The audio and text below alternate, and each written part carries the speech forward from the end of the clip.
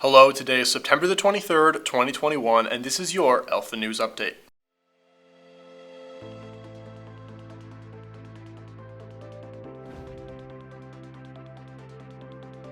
Just a heads up, our first story today is more than just a little bit disturbing. Activists are concerned that Minnesota's Richfield Public School District uses a sexual education program that asks straight students to role-play homosexual relationships. Questions about the efficacy of the district's 3 R's sex ed curriculum were raised by members of the Child Protection League who spoke at a Richfield School Board meeting Monday. Alpha News investigated the curriculum, and what we found was shocking. In one series of lessons, 3 R's asked students to role-play through various relationship scenarios as part of education on consent and violence prevention. These scenarios ask students to pair up, pretend they are in a gay or lesbian relationship, and navigate the process of deciding whether or not to have sex.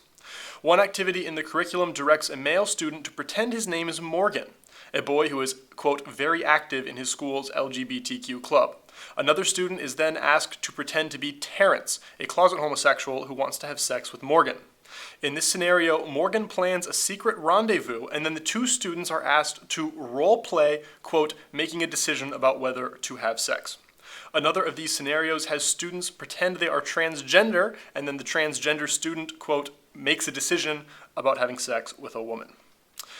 Ideas about transgenderism are also introduced to kids as young as kindergarten, and anal sex is normalized at an early age as well. The exact details of this curriculum used by the Richfield Public Schools are too much to get into here, so you should definitely check out the report on our website. Our second story today, a grand jury in Wisconsin charged one Afghan refugee with sexual assault of a child, while another is accused of strangling his wife. The first man is a 20-year-old charged with 3 counts of engaging in sexual acts with a minor under the age of 16.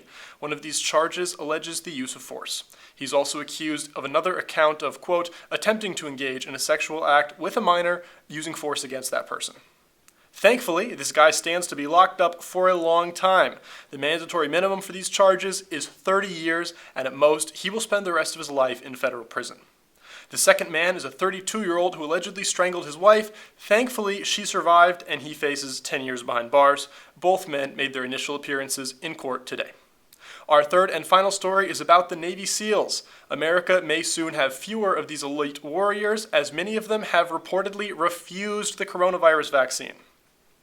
Earlier this week, hundreds of SEALs were told that they will not be deployed if they don't get the shot. Those who continue to refuse may face dishonorable discharge. Celebrity SEAL Robert O'Neill says, quote, hundreds are leaving because of nonsense. This has been your Alpha News Update. For these stories and more, check out our website, alphanews.org.